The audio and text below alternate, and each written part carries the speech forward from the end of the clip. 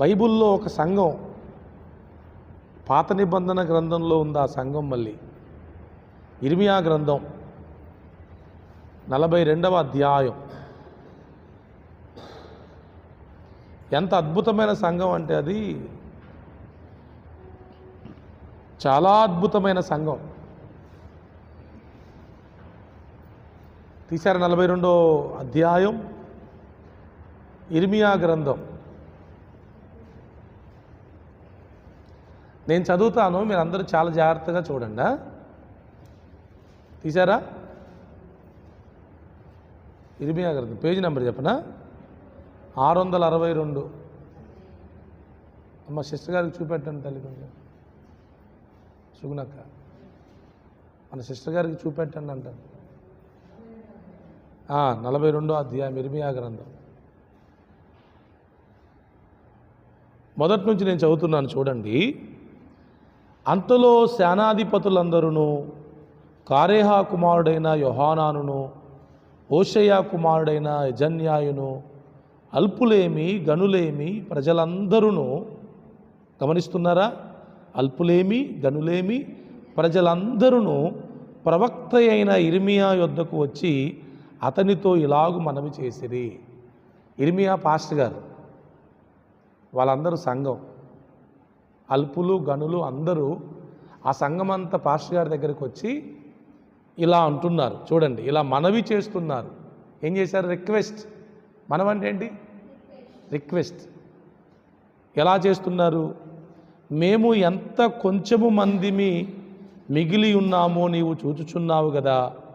చిత్తగించి మా విన్నపమును నీ సన్నిధికి రానిచ్చి శేషించి ఉన్న మా అందరి నిమిత్తము నీ దేవుడైన యెహోవాకు ప్రార్థన చేయుము. ఏమన్నారు?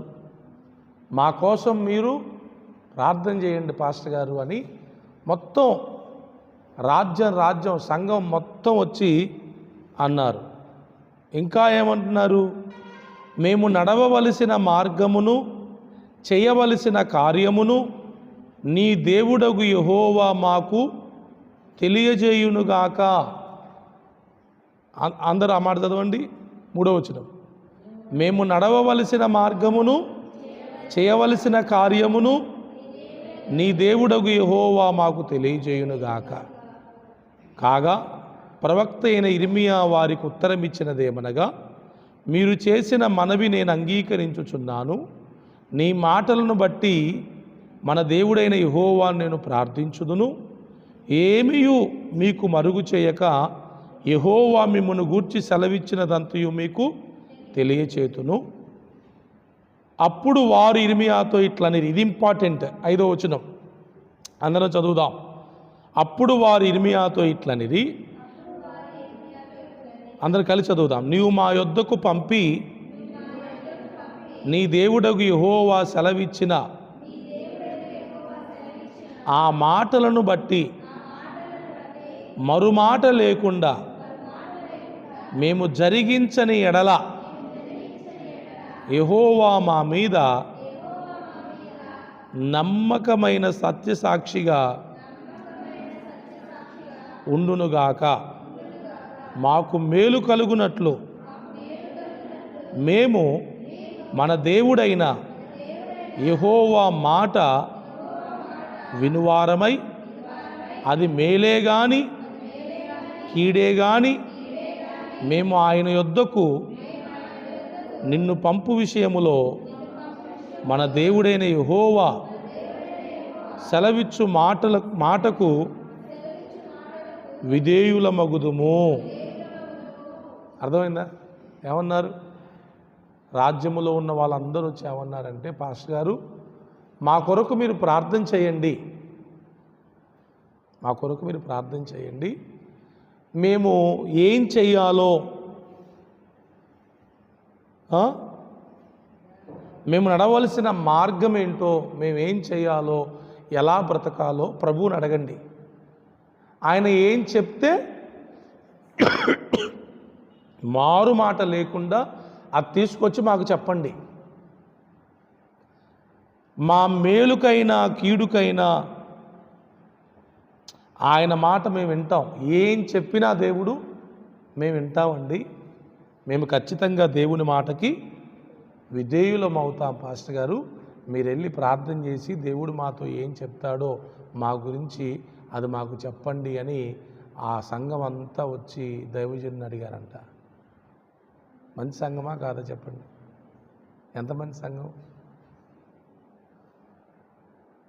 ఎంత మంచి సంఘం, చాలా మంచి సంఘం. అందరూ వచ్చి మేము నడవలసిన మార్గం, మేము చేయాల్సిన పని ఏంటో మీరు దేవుణ్ణి అడిగి చెప్పండి, దేవుడు ఏం చేయమంటే అది మేము చేస్తాము అన్నారంట. మన సంఘం అలా ఉంటే ఎంత బాగుంటుంది కదా? బాగుంటుందా బాగోదా? మరి అలా మారతారా? మారరా? అలా మారతారా? ఎప్పుడు మారతారు? ఇప్పుడే మారతారా? రాబోయే సంవత్సరంలోనైనా వచ్చే సంవత్సరంలోనైనా ఇటువంటి మనసు మనందరికీ కలగాలి కదా. సంపూర్ణ విధేయత చూపెట్టడం, సంపూర్ణంగా లోబడడం, దేవుడు ఏం చేయమంటే దాన్నే చేస్తాం, దేవుడు ఎలా నడవమంటే అలానే నడుస్తాం. ఒక వ్యక్తి దీవించబడ్డానికి, ఆశీర్వదింపబడ్డానికి ఈ మనసు చాలా అవసరం. వద్దన్నా వచ్చేస్తాయి ఆశీర్వాదాలు తన్నుకొని. ఎవరికి? ఎవరైతే ఇలాంటి మనసు కలిగి ఉంటారో, ప్రభువు చెయ్యమన్నదే చేస్తాం, ప్రభువు నడవమన్న మార్గంలోనే నడుస్తామని ఎవరైతే తీర్మానం తీసుకుంటారో వారి వెంట, ధనమును గురించి ప్రభువు చెప్పాడు, ధనము మన వెంట పరిగెత్తాలంట కానీ మనం ధనం వెంట పరిగెత్తకూడదంట. ఒక మాట, సమాజం అంతా ఇప్పుడు రన్నింగ్ ఆఫ్టర్ మనీ, సమాజం అంతా ఇప్పుడు డబ్బు వెంట పరిగెడతా ఉంది. అవునా? ఎవరు చూసినా ఏంట్రా అంటే డబ్బు, ఏం కావాలంటే డబ్బు, ఎక్కడికి వెళ్తానంటే డబ్బు కోసం, ఏం చేస్తానంటే డబ్బు కోసం, ఎందుకు ఏడున్నామంటే డబ్బు కోసం, డబ్బు డబ్బు డబ్బు. సమాజం అంతా డబ్బు వెనకాల పరిగెడతా ఉంది. చిత్రం ఏంటంటే డబ్బు వీళ్ళకి దొరకకుండా పరిగెడతా ఉంది. డబ్బును పట్టుకోవాలని డబ్బు వెంట వీళ్ళు ఎంత పరిగెత్తినా ఆ డబ్బు వీళ్ళకి అందకుండా ఇంకా పరిగెడతా ఉంది. దాన్ని అందుకోవడానికి వీళ్ళు పరిగెడతా ఉన్నారు. ఇది ప్రజెంట్గా జరిగే సిచ్యువేషన్. ఇది ఒకవేళ కొంతమందికి దొరికినట్టే అది మళ్ళీ జారిపోతూ ఉంది. దొరికినట్టే మళ్ళీ జారిపోతూ ఉంది. కానీ బైబిల్లో ఉంది, మీరు మొదట నా రాజ్యమును, నా నీతిని వెతకండి, అప్పుడు అవన్నీ మిమ్మల్ని వెంబడించునని బైబిల్లో ఉంది. యేసు ప్రభు చెప్పిన, తన నోటి ద్వారా చెప్పిన మాట అది. మీరు దాన్ని వెతకడం, దీన్ని వెతకడం, దాని వెంట పరిగెత్తడం, దీని వెంట పరిగెత్తడం కాదు, నా నీతిని, నా రాజ్యాన్ని గనక మీరు వెతికితే అప్పుడు అవన్నీ మిమ్మల్ని వెంబడిస్తాయి. అంటే ధనం మన వెంట రావాలి, అది బైబిల్ సూత్రం. ధనం మనల్ని వెతుక్కుంటూ రావాలి. ఇవన్నీ అవవులే అనిపిస్తుంది మీకు, ఇవన్నీ అవవులే అనిపిస్తుంది. కానీ చెప్పాక ముందే, దేవుని మాటను నమ్మాలంటే మీకు చాలా విశ్వాసం కావాలి, చాలా విశ్వాసం కావాలి. నమ్మిన వాడే పొందుకుంటాడు. నమ్మిన వానికి సొమ్ము, నమ్మని వానికి దుమ్మే, ఏముండదు. దేవుని మాటలు ఎవరైతే నమ్ముతారో వాళ్ళకు సొమ్ము. ఒక దైవజనుడు చెప్పిన మాట ఇది, దేవుని మాటలు నమ్మని వానికి అంత దుమ్మే, మిగిలేది ఏం ఉండదు ఇక. అందుకే దేవుని మాటను నమ్మడానికి మనం ప్రయత్నం చేయాలి. అంత ఈజీ కాదు నమ్మడం, కానీ నమ్మాలి. పరిగెడుతుంది, మన వెంట ధనం పరిగెడుతుంది. మోషే అంటాడు, ఇక చాలు, ఇంకా తేకండి కానుకలు అంటాడు. అసలు బైబిల్లో అది మామూలు మాట కాదు. ఎక్కువైపోయింది, మీరు ఇచ్చిన కానుక ఎక్కువైపోయింది. మన సంఘం అలా మారిపోను గాక. నా నోట ఆ మాట రావాలని నేను కోరుకుంటున్నా. కనీసం చనిపోయే లోపైన అయ్యా ఇక మీరు కానుకలు తేకండి, ఒకవేళ తెచ్చిన ఆ కానుకలు వేరే సంఘానికి, పేద సేవకులకి, పేద సంఘానికి మనం ఇచ్చేద్దాం అని నేను అనాలి. నిజమండి, అలా మారాలి మనం. పొద్దాకి ఇమ్ము ఇమ్ము అయినా జలగలాగా ఇమ్ము ఇమ్ము అనే కాకుండా మోసేలాగా చాలు ఇక తేకండి రేపటి నుంచి. ఎంత బాగుంటుంది కదా. అది నా కోరిక. దేవుడు దాన్ని తీర్చాలని మీరు ప్రార్థన చేయండి. ఇట్లాంటి కోరికలు కొన్ని కలుగుతూ ఉంటాయి నాకు. మొన్న ఒక ఆయనేమో కనీసం నేను నెలకు 1,00,000 రూపాయలన్న దశంభాగం ఇయ్యాలయ్య గారు, నా కోసం ప్రార్థన చేయండి అంటున్నాడు ఆయన. ఎంతంట? కనీసం మినిమం 1,00,000 ఇవ్వాలండి నేను దశంభాగం, తగ్గేది లేదు అసలు అంటున్నాడు ఆయన. ఆయన 1,00,000 ఇవ్వాలనడానికి ఎంత రావాలి? 10 లక్షలు రావాలి. ఆయనకి 10 లక్షలు వస్తే ఆయన, మీరందరూ అట్లా ప్రార్థన చేసుకోండి, తప్పే ఉంది. ప్రభువుకి చెప్పండి, ప్రభువా నేను కనీసం ఒక 1 lakh అయినా నెహెమ్యా గారికి ప్రతి నెల దశంభాగం ఇవ్వాలి ప్రభువా, నన్ను అట్లా దీవించు అని ప్రార్థన చేసుకోవాలి. మీరు అట్లా చేయరు, ప్రభువా నాకు నెలకు 1,00,000 అయినా నాకు ఈ ప్రభువా సంపాదన. ప్రార్థన చేయడం కూడా చేత కాదు మీకు. అసలు నాకు 1,00,000 ప్రభు అంటాం కాదు. ఏమనాలి మీరు? నేనే 1,00,000 దశంభాగం ఇవ్వాలి ప్రభు, అప్పుడు మీకు 10 లక్షలు వస్తాయి.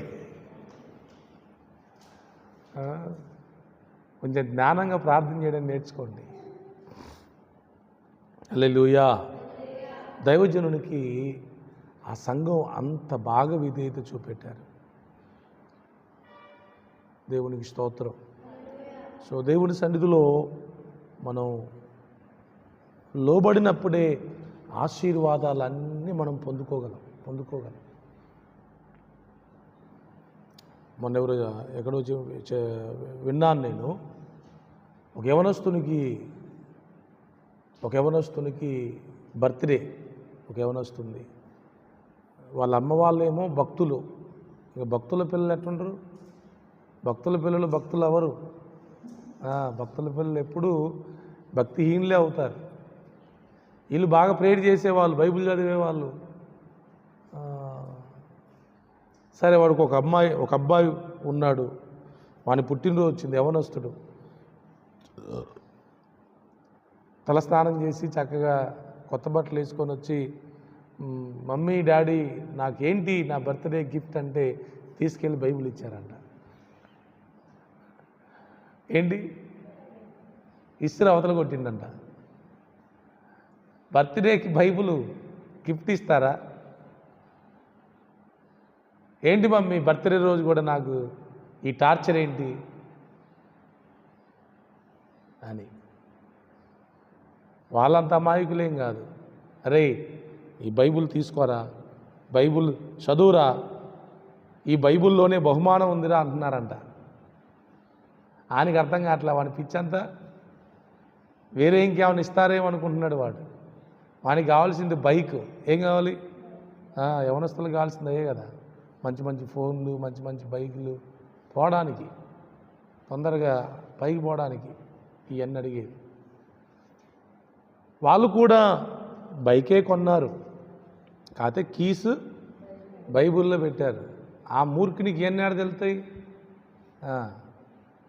అలిగి ఏడ్చి గోసై చివరికి అసలు ఏముందో ఆ బైబిల్లో అని చూస్తే ఆ బైబిల్లో ఏముంది?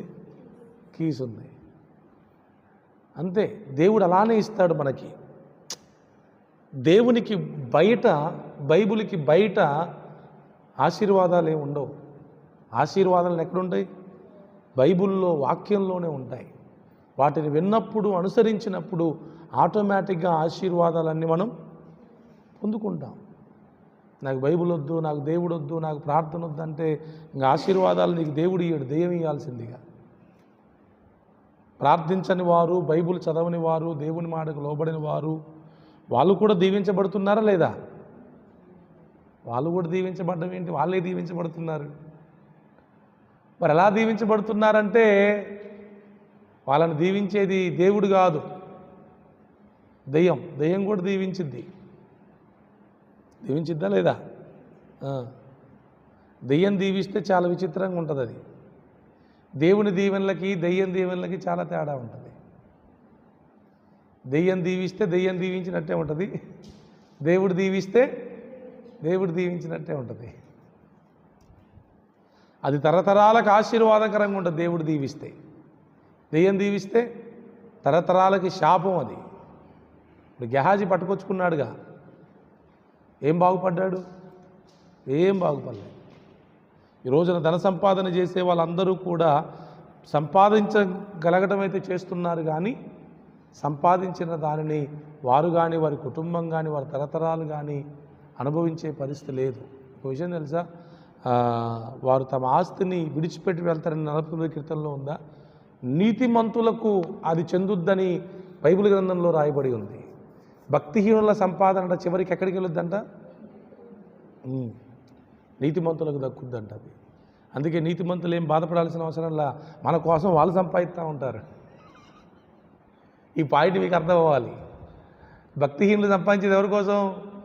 నీతిమంతుల కోసమే. మనమేం సంపాదించిన అవసరంలా. ఇంకా మనం హాయిగా ప్రభువుని స్తుతిస్తూ ఆరాధిస్తూ ప్రభువుకి నమ్మకంగా ఉంటే చాలు. వాళ్ళు సంపాదించి తీసుకొచ్చి ఎవరికి ఇస్తారు? మనకే ఇస్తారు వాళ్ళు. హల్లెలూయా. నేను దేవుని సేవకు రాకముందు దేవుడు నాకు ఒక వాగ్దానం చేశాడు. మరుగై ఉన్న అంధకారములో ఉన్న ధనమును నేను నీకు ఇస్తానన్నాడు. నాకు అప్పుడేం అర్థం కాలే. అది ఇంకా నేను స్కూల్లో చదువుకుంటున్నాను అనుకుంటా. ఆ టైంలో వాగ్దానాలు తీస్తారు కదా, అన్ని ఇట్లాంటివి వచ్చాయి. నీ స్థితి కొద్దిగా ఉన్న చివరికి మహాభివృద్ధి నొందెదవు, మరుగై ఉన్న స్థలములో ఉన్న ధనమును నీకు ఇస్తాను అని. ఎస్, దేవుడు ఇస్తాడు కదా. ఎక్కడెక్కడోళ్ళో కానుకలు పంపించే వాళ్ళు ఉన్నారు, కానుకలు ఇచ్చేవారు ఉన్నారు. దేవుడు తలుచుకుంటే మనకి ఏదైనా ఇవ్వగలడు. అయితే ఒక ప్రాముఖ్యమైన మాట ఏంటంటే, మనం దేవుని సేవకునికి సంపూర్ణమైన విధేయులమయ్యే వారిగా ఉండాలి. ఆ విధేయతను కనపరిచినప్పుడు దేవుడు ఖచ్చితంగా మన జీవితంలో గొప్ప కార్యాలు చేస్తాడు. చూడండి, ఆటోమేటిక్గా ఎలీషా కనురాలైన స్త్రీ దగ్గరికి వెళ్ళింది ఎవరు? ఎలీషానే కదా. కనురాలైన స్త్రీ ఒక రూమ్ కట్టి అందులో వాళ్ళ నుంచి ఇవన్నీ చేసేసరికి ఎలీషా గెహాజీని పిలిచి అడుగుతాడు, ఆమెకి ఏమన్నా కావాలేమో అడుగుపో, మన కోసం ఎంత చేస్తూ ఉంది, మరి మనం ఏమన్నా ఆమె కోసం చెయ్యాలి కదా. అడిగిందా ఏమా? ఆ లాజిక్ ఆలోచించండి. నాకేమన్నా కావాలని అడిగిందా?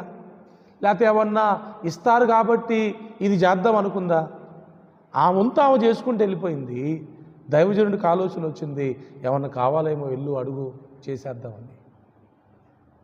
అంటే పాయింట్ ఏంటంటే, మనం చేయాల్సింది చేసుకుంటూ వెళ్ళిపోయినప్పుడు మన కోసం రావాల్సింది ఖచ్చితంగా వచ్చేస్తుంది. అది లాజిక్ అన్నమాట. మనం చేయాల్సింది, మన వంతుగా మనం చేయాల్సింది, మనం నెరవేర్చాల్సిన బాధ్యత నెరవేర్చుకుంటూ వెళ్ళిపోయినప్పుడు ఆటోమేటిక్గా ఇంకొక వైపు నుంచి మన కోసం రావాల్సింది వస్తూనే ఉంటుంది. మనం ఇది చేయంగానే అది కావాలి మనకి. అదే వచ్చిన సమస్య మనతో. ఇది చేసుకుంటూ వెళ్ళిపోయినప్పుడే అది మన కోసం ఎదురు చూస్తూ వచ్చేస్తుంది.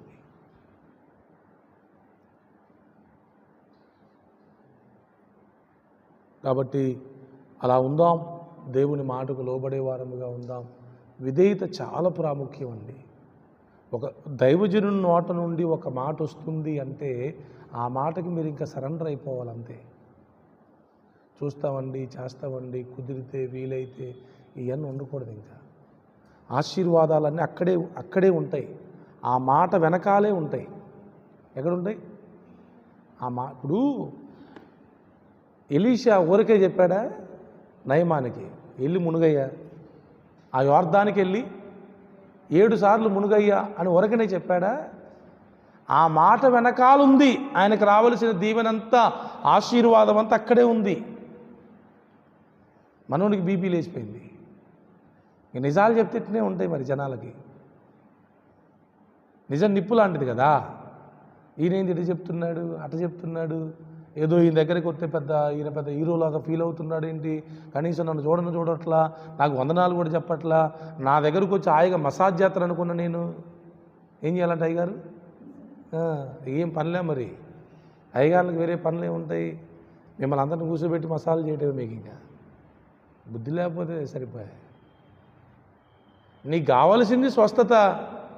ఇప్పుడు నువ్వు ఎందుకు వచ్చావు అక్కడి నుంచి? స్వస్థత కోసం వచ్చావు. నీకు స్వస్థత దొరికే మార్గాన్ని చెప్పేశాడు, నువ్వు దాన్ని ఆచరిస్తే స్వస్థత వచ్చింది. అయిపోయా. దానికి నన్ను చూడట్లా, నాకు వందనాలు చెప్పట్లా, నా మీద చెయ్యట్లా, ఇవన్నీ కాదు. ముందు చెప్పింది చెయ్యి. అవునా? బీపీ లేచి వెళ్ళిపోతూనే ఉన్నాడు వెనక్కి తిరిగి. ఇప్పుడు వచ్చిన సమస్య ఇది. మనుషులు అసలు ఆలోచించట్లా. ఆ దాసునుకున్న బుద్ధి లేదు ఆయనకి, యజమానునికి. కొన్నిసార్లు యజమానులకు బుద్ధి ఉండదు. దాసుని మాట విని మళ్ళీ వెనక్కి తిరిగిండు మనోడు. చిన్నగా ఏమన్నాడు పోతా ఉంటే, ఎవరు పనోడు, అయ్యా దైవజనుడు ఏం చెప్పిండు అయ్యా మనకి, నీకేం చెప్పాడు? వెండి అడిగాడా, బంగారం అడిగాడా? వెళ్ళి మునగమన్నాడు, అంతే కదయ్యా, వెళ్ళి మునగొచ్చు కదయ్యా అని చెప్పేసరికి అప్పుడు మనోనికి బలి వెలిగింది. అప్పుడు ఆ బీపీ కంట్రోల్ అయ్యి తిప్పండ్రా వెనక్కి అన్నాడు. మళ్ళీ కొంతమందికి అంతే, ఒక మాట అసలు చెప్పకముందే బీపీ, చెప్తా ఉండే బీపీ లేచింది. ఎందుకు చెప్తున్నారు ఏంటి ఆలోచించాలి కదా, ఆలోచించడం లేదు. వెళ్ళు బాబు, వెళ్ళి 7 సార్లు మునగమన్నాడు. వినాలి వెంటనే. వింటే ఆశీర్వాదం, వింటే స్వస్థత. ఎప్పుడైనా గుర్తుపెట్టుకోండి, నా జీవితంలో నేను అనుభవించింది మీకు చెప్తున్నాను. దేవుని మాటను కానీ దైవజనుని మాటను కానీ ఎప్పుడు ఏ పరిస్థితుల్లో కూడా మనకు కుదిరినా కుదరకపోయినా, వీళ్ళు లేకపోయినా కూడా వాటిని తక్కువ చూపు చూసేవారిగా మనం ఉండొద్దు. అలా ఉన్నాము అంటే మన ఆశీర్వాదాలు అక్కడ మనం కోల్పోతున్నామని అర్థం. కానా పెండ్లి విందులో ద్రాక్షారసం అయిపోయినప్పుడు పరిగెత్తుకొని మరియమ్మ దగ్గరికి వెళ్ళారు. కొంతమంది చేసే పనులు ఇవే. ఎవరి దగ్గరికి రావాలో వాళ్ళ దగ్గర రావడం చేత కాదు. ఆ మంత్రాలని, తాయెత్తులని, జాతకాలని, వాస్తులని, లేకపోతే ఇంకేదో అని అటు ఇటు తిరుగుతూ ఉంటారు. మీరు నమ్మరు, నేను మొన్న సాక్ష్యం విన్నాను. పెద్ద మాంత్రికుడు అంట, ఎక్కడ తిరిగినా వీళ్ళు బాగా కాకపోతే పెద్ద మాంత్రికుని దగ్గరికి వెళ్తే ఆడు కూడా బాగా కాకపోతే, అయ్యా నీ మంత్రాలు కూడా పనిచేయట్లేదంటే ఆడేమన్నాడు తెలుసా, నువ్వు యేసుప్రభు దగ్గరికి బాగా అవుతావని చెప్పిందంట. నిజంగా జరిగిన సంఘటన ఇది. ఇక నువ్వు యాడికి పోయినా తగ్గట్లేదంటే నీకు యేసుప్రభు దిక్కురా, నువ్వు యేసుప్రభు దగ్గర పోవంటే ఆయనకి మైండ్ బ్లాక్ అయిపోయిందంట. రమయ్యా నువ్వు చెప్పే మాటలేనా అంటే లేదు బాబు నాకు తెలుసు, నువ్వు అక్కడికి వెళ్ళిపో సెట్ అయిపోతావు అంటే ఆయన మాట నమ్మి చర్చికి వెళ్తే సెట్ అయిపోయిందంట. నిజమే. నువ్వు ఎక్కడికి వెళ్ళినా తిరిగి రావాల్సింది ఇక్కడికే. 12 ఏళ్ళ నుంచి రక్తస్రావం కలిగిన స్త్రీ ప్రపంచం మొత్తం తిరిగింది రోగం పోవడానికి. తగ్గిందా? కాళ్ళు అరిగినాయి, చెప్పులు అరిగినాయి, డబ్బులు అయిపోయినాయి, ఒళ్ళు గుల్లయింది, ఇల్లు గుల్లయింది, ఏం బాగోలే. చివరికి ఆడికి వచ్చింది, యేసుప్రభు దగ్గరకు వచ్చింది. ₹1 ఖర్చు లేకుండా హాయిగా ఆరోగ్యాన్ని పొందుకుంది. మరేదో ముందే వచ్చింది. ఇవన్నీ మిగిలిగా. కొంతమంది అట్లా రారు. ఏమన్నా పోవాలా, ఏమన్నా కావాలా, అప్పుడే యేసుప్రభు దగ్గరకు వస్తారు. అన్నీ ఉన్నప్పుడు బుద్ధిగా మర్యాదగా రారు, దేవుని దగ్గరికి రారు. అంత ఈజీగా వస్తే ఎందుకో వాళ్ళకి మంచిగా అనిపించదు అనుకుంటా.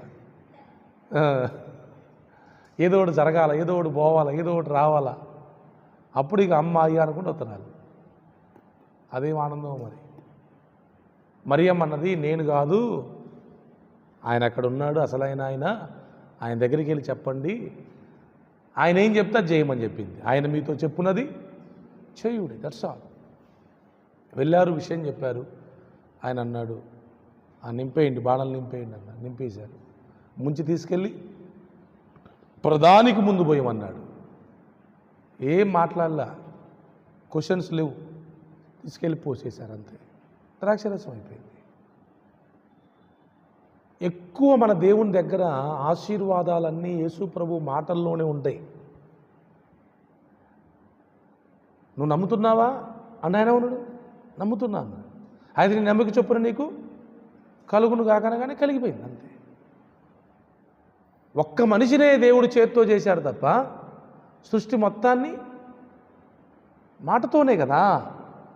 ఆలోచించారు మీరు ఎప్పుడన్నా? యేసు ప్రభు గొప్పతనం ఏంటి? సమస్తాన్ని మాటతో చేశాడు ఆయన అంతే. ఆయన కష్టపడి చేసింది ఒక మనిషినే, మిగతా అంత నోటి మాట. ఆ మాటలోనే ఉన్నాయి దీవెనలన్నీ, ఆయన మాటలోనే ఉన్నాయి ఆశీర్వాదాలన్నీ. మనకు ఆయన మాటలన్నీ చాలా చీపు, ఆయన మాటలంటే మనకు చాలా తేలిక. ఆయన మాటలు పెద్ద లెక్క చేయంగా మనం చేస్తామా? పొరపాటును కూడా చేయం. అందుకే ఆ మాటలలో ఉన్న ఆశీర్వాదాలన్నీ పోతూ ఉంటాయి. మీరు లేవియాకాండం, ద్వితీయోపదేశకాండం 2 సార్లు ఆశీర్వాదాలు శాపాలు రిపీట్ చేశాడు మోషే.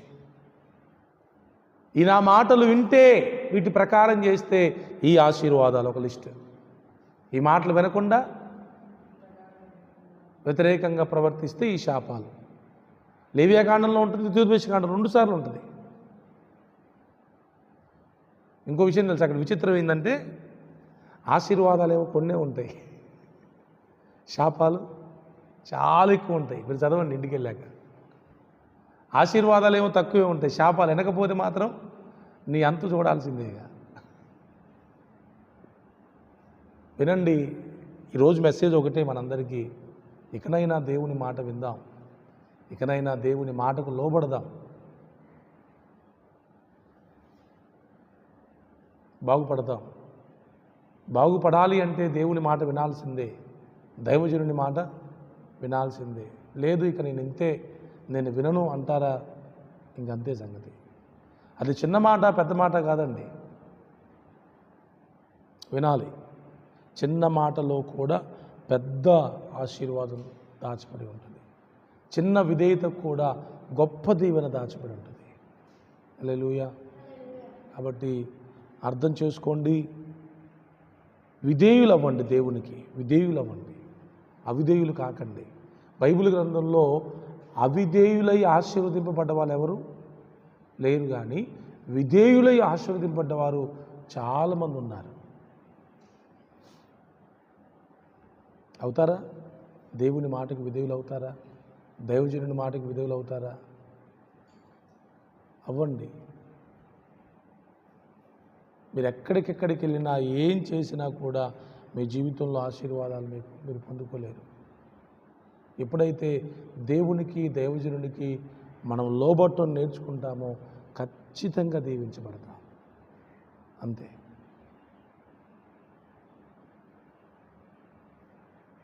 దేవునికి మహిమ కలుగునుగాక. సో నా బాధ, దేవుని బాధ మీ అందరికీ అర్థమైంది అనుకుంటున్నాను.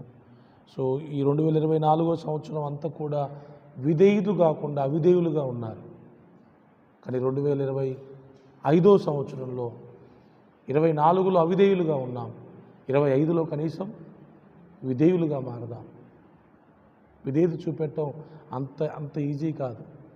అహంకారులు, పొగరుబోత్తనం కలిగిన వారు, గర్వం కలిగిన వారు విధేయత చూపెట్టలేరు. విరిగి నలిగిన హృదయం కలిగిన వారే విధేయత చూపెడతారు. వెంటనే బెండ్ అయ్యేది వాళ్ళే, వెంటనే లోబడేది వాళ్ళే. డబ్బులు ఉన్నోడిని చర్చికి రమ్మంటే వస్తాడు, అదే పేదోని దగ్గర పోయి చర్చికి రమ్మంటే వత్తాయి గారు, వచ్చేవారు వత్తాయి గారు అంటాడు. అదే కోటీశ్వరుని దగ్గర పోయి రమ్మంటే నాకేందా నువ్వు చెప్పేది, అసలు కరపత్రమే తీసుకుంటారా? నేను మొన్న ఈ వారంలో పాల్వంచ వాక్యం వినడానికి వెళ్ళా. ఒక మంచి దైవజనుడు వస్తున్నాడంటే వాక్యం విందామని బస్సులో వెళ్తూ ఉంటే ఎందుకో కొన్ని కరపత్రాలు తీసుకొని వెళ్ళాలనిపించింది. చేతిలో పట్టుకొని బస్సు ఎక్కా. బస్సు ఎక్కగానే ఫస్ట్ నా పక్కనున్న ఆయనకి ఇచ్చిన, తీసుకున్నాడు. ఆ తర్వాత ఈ పక్కన వాళ్ళకి ఇద్దామని చూస్తే నాకు వద్దంటున్నారు వాళ్ళు. ఆ తర్వాత కొంచెం బాగా వెనక వాళ్ళకి ఇచ్చిన, తీసుకున్నారు. ఆ తర్వాత కొంచెం ముందు కూర్చొనే కదా, అన్ని సీట్లే ఉంటాయిగా, వాళ్ళకి తాళ్ళు వద్దంటున్నారు. ఒక అమ్మాయి నిలబడింది దిగేటప్పుడు, లాస్ట్ ఒకటే మిగిలింది. ఆమెకిస్తే ఫస్ట్ చూసి నాకు వద్దన్నది. ఉంచుకోమ్మా అని ఇచ్చి దిగిపోయింది.